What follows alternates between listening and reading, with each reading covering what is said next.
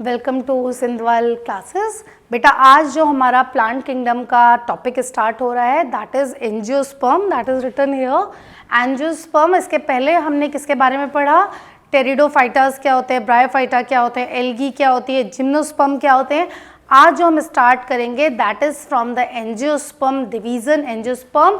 ठीक है, division angiosperm is divided into two sub type, that is monocot or monocotyledons and dicotyledons or dicot,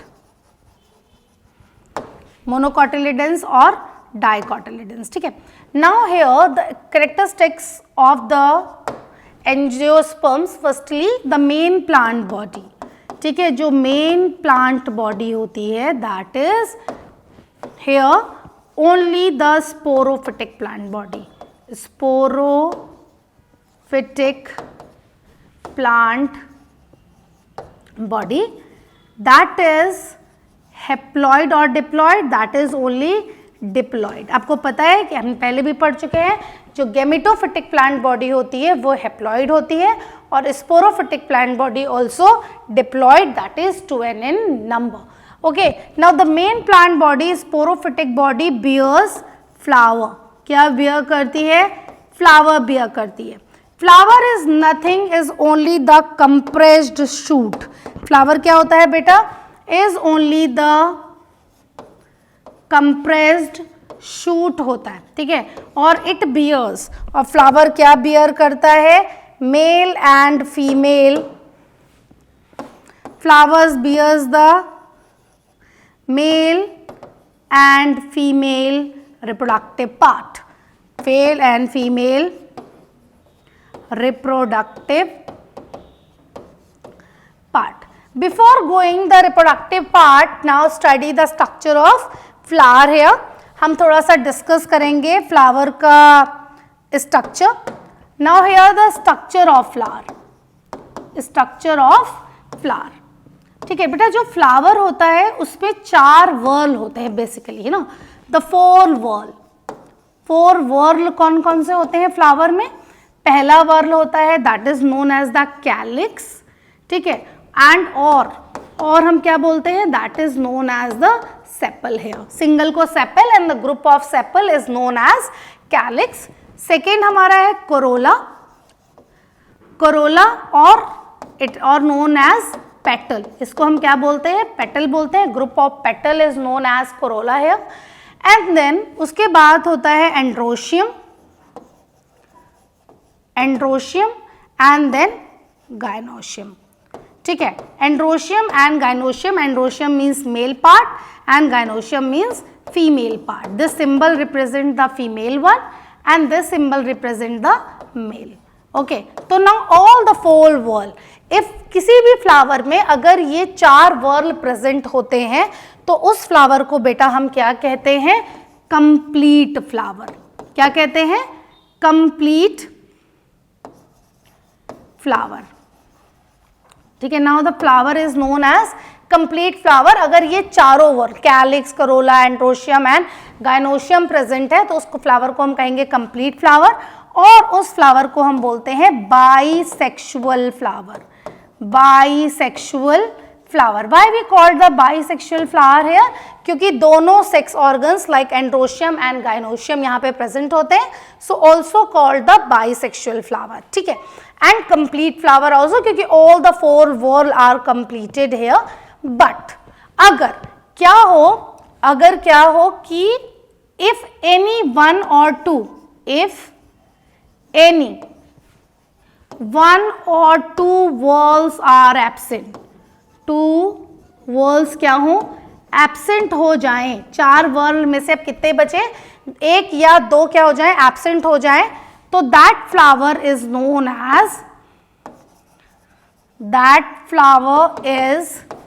known as incomplete flower. उस तरह के flower को हम क्या कहेंगे? इनकम्प्लीट फ्लावर कहेंगे. इनकम्प्लीट फ्लावर कहेंगे. ठीक है, तो नाउ इनकम्प्लीट फ्लावर में या तो फ्लावर आपका क्या होगा? दैट इज मेल फ्लावर होगा. If the flower is the male flower, है ना. और यह फ्लावर आपका क्या होगा, फीमेल फ्लावर होगा, इनकम्प्लीट फ्लावर होगा, तो ये आइदर द मेल फ्लावर और आइदर द फीमेल फ्लावर, ठीक है। मेल फ्लावर में कौन से वर्ल होंगे, that the whorls present in the male flower are, सबसे पहले कैलिक्स होगा, फिर क्या होगा, कोरोला होगा, और फिर मेल फ्लावर है तो एंड्रोशियम होगा, गाइनोशियम क्या होगा, एब्सेंट होगा। तो कितने वर्ल्स आर प्रेजेंट है, ओनली द 3 वर्ल प्रेजेंट है, एक वर्ल एब्सेंट है गाइनोशियम, तो flower is known as the male flower और this flower is known as also the incomplete flower. और इस फ्लावर को एक टर्म और हम यूज करते हैं और हम इसको क्या कहते हैं, that is also known as the staminate flower, staminate flower और मेल फ्लावर भी कहते हैं, ठीक है, स्टेमिनेट फ्लावर और मेल फ्लावर कहते हैं।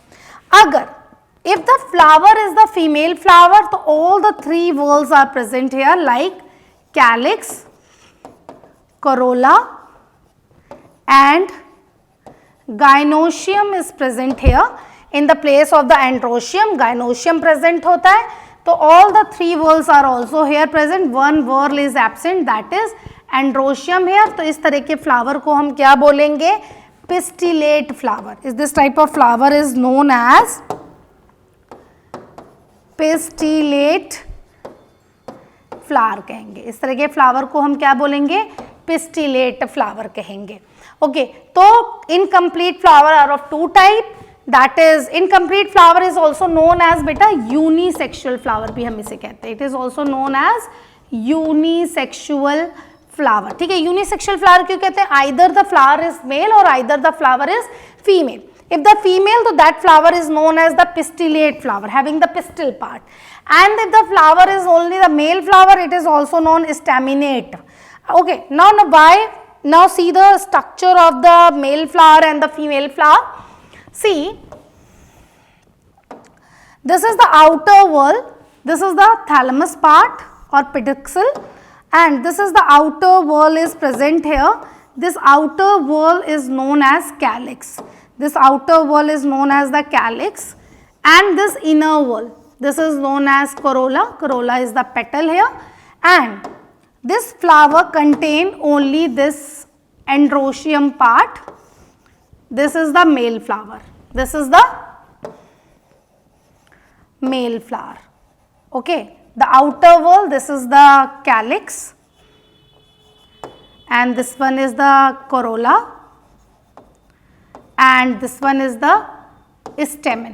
That's why it is known as staminate flower, because it contain the stamen. Stamen is like this beta, stamen ऐसा होता है, और ऊपर की तरह जो lobed वाला part है, this lobed part is known as the anther, and this नीचे वाला जो part है, this is known as the filament. Anther and filament collectively known as stamen. Anther and filament दोनों को मिला के हम क्या बोलते हैं, stamen बोलते हैं। If the flower is, अगर हमारा फ्लावर कैसा है, pistillate और फीमेल फ्लावर है, this is thalamus, this is pedicel, and this one is the outer wall, this is the calyx, ये calyx बनाया है मैंने white कलर से, ठीक है, and this magenta one is the petals are here, these are the petals and group of petals are known as corolla. Okay, and this is having the structure, this is the ovary, this round one, this is the ovary, this is the style, and this one is the stigma.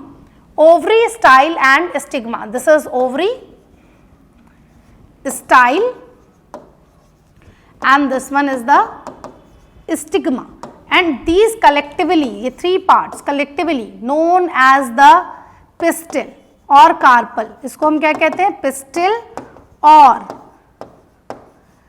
Carpel भी कहते हैं। That's why this flower is known as pistillate flower, pistillate flower कहते हैं इसको।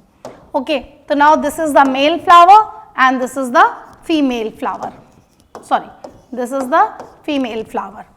Okay, now this, see the difference, this is also the unisexual, this is also the unisexual, because not contain all the 4 whorl here. Now see the structure of the complete flower. If The flower contains, this is the thalamus and pedicel, this one is the calyx here, and this one is the corolla or petals are here. This is the ovary, this is the style, and this one is the stigma. And the fourth whorl, that is the stamen. All four whorls are here: calyx, corolla, that is pistil, and stamen. All the four whorl are here. So this flower is known as complete flower. Okay. Now this is the structure of the flower. Basically the sporophytic plant body contain the reproductive part, that is known as the flower. Flower is nothing, is only the compressed shoot. अगर हम flower को बोलें कि flower क्या होता है, that is only the compressed shoot होता है, ठीक है. और वो क्या bear करता है, it bears the male and female part. Okay. So now what is the difference between the dicot and monocot? Here are the some differences between the dicot and monocot. Like the dicot flower, ठीक है, in monocot and in dicot, ठीक है. Dicot और monocot के flower में क्या difference होता है? If the petals, जो पेटल्स होते हैं, फ्लावर के पेटल्स या करोला होते हैं, वो कितने होते हैं? 3 और लेस होते हैं. जबकि डाइकॉट में पेटल्स क्या होते हैं? 4 और मोर, ठीक है. 4 या 4 से ज्यादा अगर पेटल हैं तो वो डाइकॉट फ्लावर है. अगर 3 या 3 से कम पेटल्स हैं फूल के अंदर तो वो क्या है? मोनोकॉट फ्लावर है. और सेकेंड, अगर हम लेते हैं लीफ, अगर हम लीफ हमने ली है और लीफ हमारा क्या है, लाइक जो पेटल्स होते हैं इसमें कलरफुल नहीं होते हैं. मोनोकॉट में कलरलेस होते हैं, petals are the colourless. Petal हमारे इसमें क्या होते हैं? कलरलेस होते हैं और इसमें कलरफुल होते हैं. Basically are the colourful petals are here leaf. अगर हम लीफ की बात करें तो बेसिकली जो मोनोकॉट होते हैं having the parallel venation, some exception are here, वो हम जब मॉर्फोलॉजी पढ़ेंगे तब पढ़ेंगे. Here simple description, parallel venation show करते हैं और यहाँ पे कैसा वेनेशन शो करते हैं? रेटिक्यूलेट वेनेशन शो करते हैं. If the leaf is this and from the petiole parallel midribs are arise from the center, this is known as pallar venation, and the side veins, subveins are also parallel to each other, this is known as pallar venation here. And the reticulate venation, only the one single middle midrib and followed by these sub leaflets, veinlets. Okay, so now this is the difference, छोटा सा एक difference है, that is between the monocot and dicot. And in next video मैं आपसे discuss करूंगी about the life cycle of angiosperm.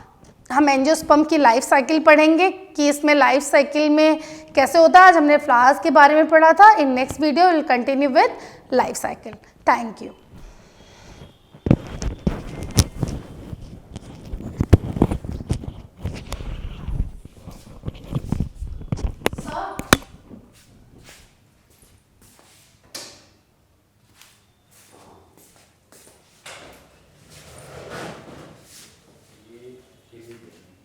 अच्छा, अंकित sir ने दिए कितना हो गया?